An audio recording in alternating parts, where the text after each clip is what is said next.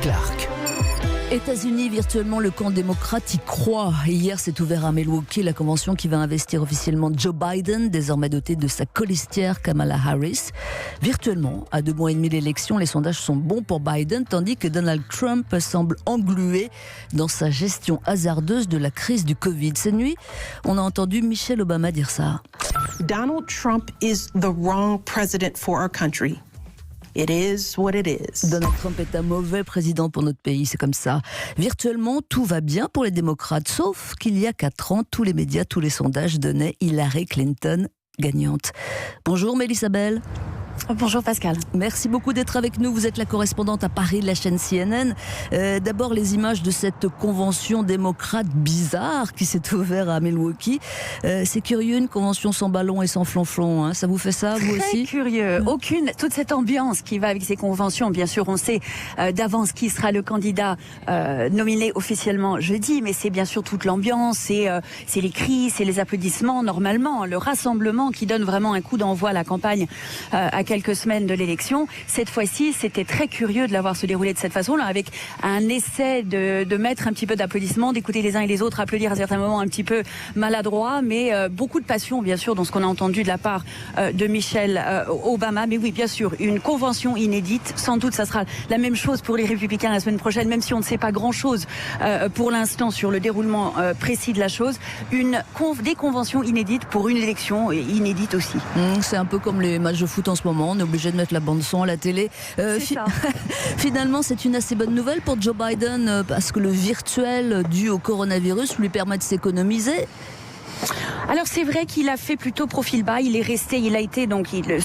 la question du port du masque qui est devenue très politique aux États-Unis était aussi au début des campagnes des uns et des autres était un symbole pour Joe Biden qui prenait beaucoup de précautions et qui mettait le masque. Finalement le parti du président s'est rallié au masque petit à petit, mais bien sûr cette question du coronavirus va être absolument centrale et pas simplement en termes de politique et de jugement porté par l'électorat américain sur la gestion de crise de Donald Trump, mais en termes de la forme, pas simplement du fond de cette élection, puisqu'on s'attend à une participation record qui serait née des passions des uns et des autres, bien sûr, mais aussi de ce qu'on attend être un record en termes de vote par la poste. On s'attend à peut-être 80 millions de votes postales cette année, et d'ores et déjà, Donald Trump parle d'une élection perdu par la fraude. S'il la perdait, c'est ce qu'on entend ces derniers jours dans ces rassemblements, ça serait le résultat de cette extension du vote par la poste. 3/4 des Américains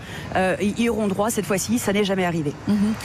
Dans 2 mois et demi maintenant, Mélissa Bell, le 3 novembre prochain, l'élection présidentielle. Que dites-vous ? Vous dites prudence, tout est possible. Vous avez appris des choses il y a 4 ans où tout le monde voyait Hillary Clinton élue.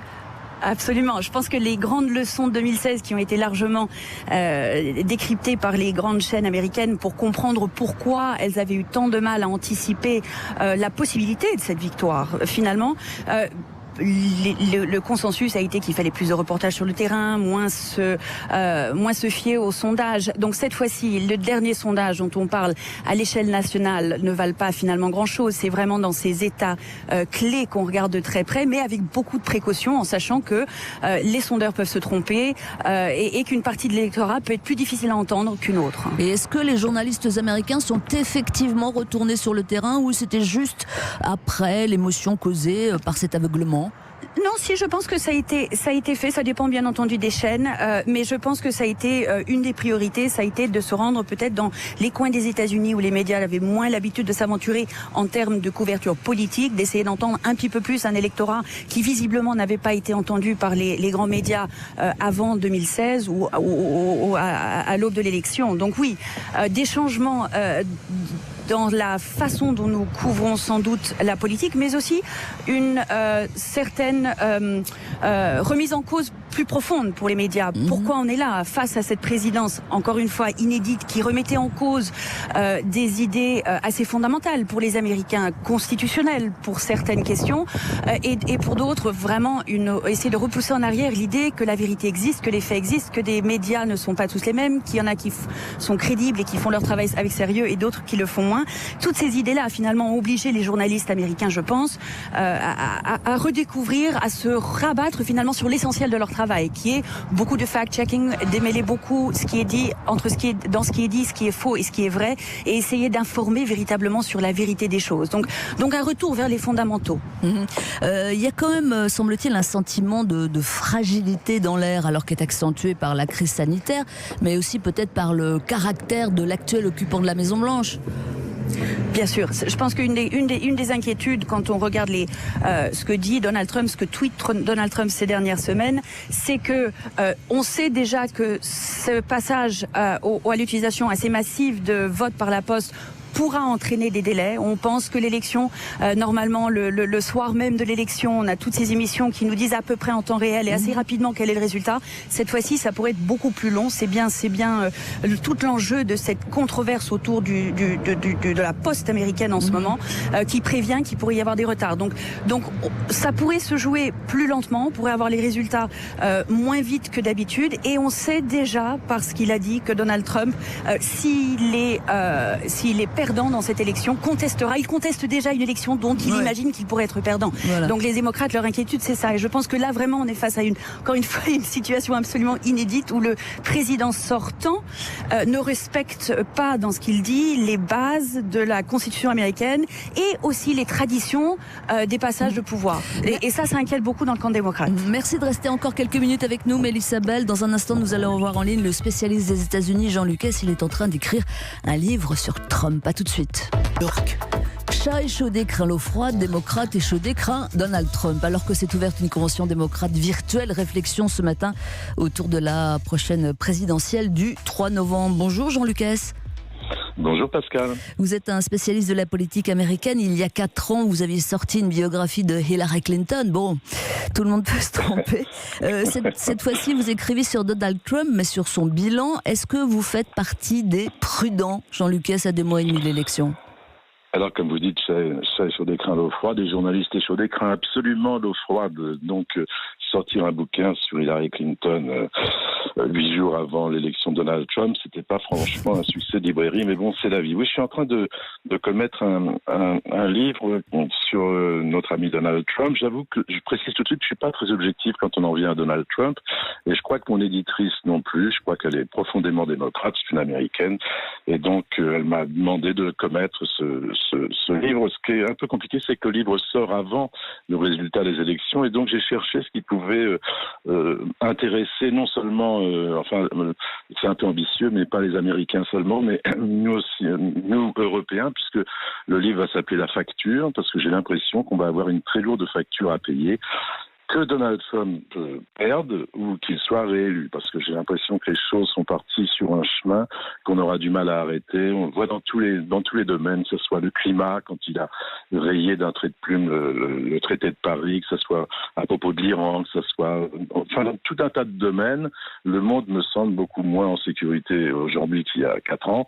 Et comme le disait récemment sur une antenne d'une radio de service public un ancien diplomate français, il disait « Il est formidable, Donald Trump, parce qu'il fait ce qu'il dit ». Alors je pense souvent que Hitler aussi avait dit ce qu'il ferait, et ça me rassure pas. Et je pense qu'on va vivre encore des séquelles du Trumpisme, même si Donald Trump est remercié au soir du 3 novembre. Donc ça s'appelle La Facture et ça ira dans tous les cas de figure.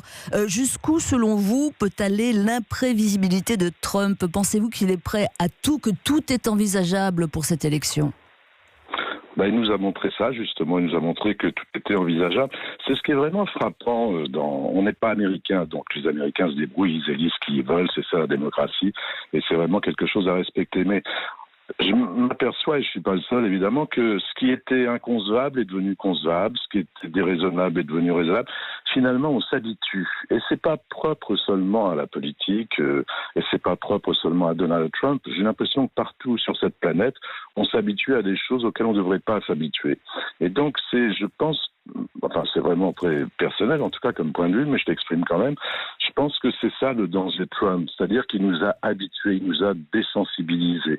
Il dit des trucs absolument impossibles sur les femmes, sur les étrangers, sur tous les sujets. Il nous propose de boire de l'eau de Javel. Enfin, ce type est un peu cinglé pour dire la vérité.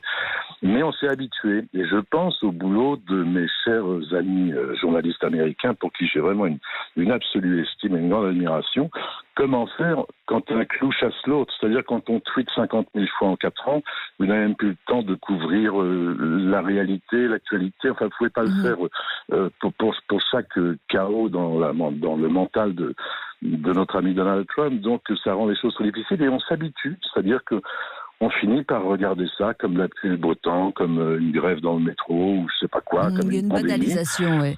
Voilà, exactement. Mélissa Bell, correspondante à Paris de CNN, ce mandat a été effectivement très compliqué pour les médias, vilipendé, insulté par Trump. Comment travailler dans ces conditions ? Je pense que votre invité disait exactement le grand problème, le plus grand défi pour les médias américains ces dernières années a été quelle distance prendre, combien réagir face à chaque tweet, qui est néanmoins un aperçu sur la mentalité de l'homme le plus puissant des États-Unis, et sans tourner en rond finalement, et tomber dans le piège des distractions trop faciles. Ça a été précisément cette difficulté de se positionner qui a défini un peu la presse pendant ce mandat présidentiel si particulier.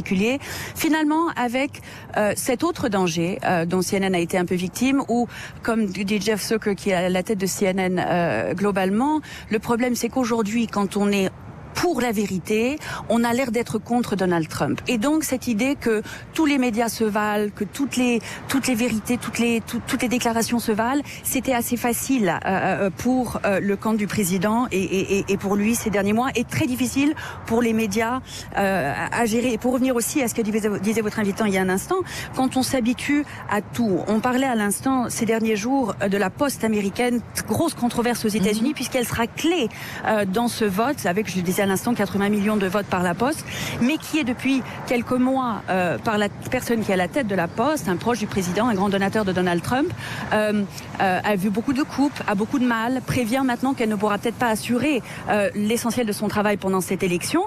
Tout le monde se disait, mais c'est pas possible, il a fait exprès d'enlever de l'argent à la Poste, de refuser la proposition des démocrates de renflouer les caisses de ce service public essentiel pour beaucoup d'Américains, surtout en crise de coronavirus.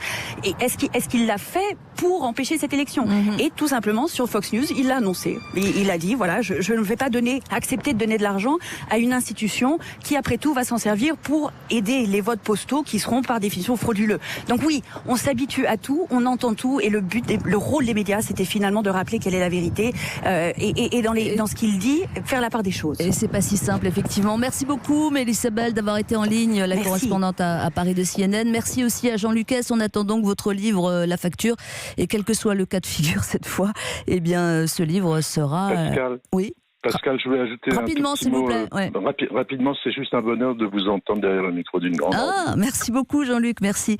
Bonne journée à tous les deux, Mélissa Bell, Jean Lucas, et puis à bientôt, on va dire ça.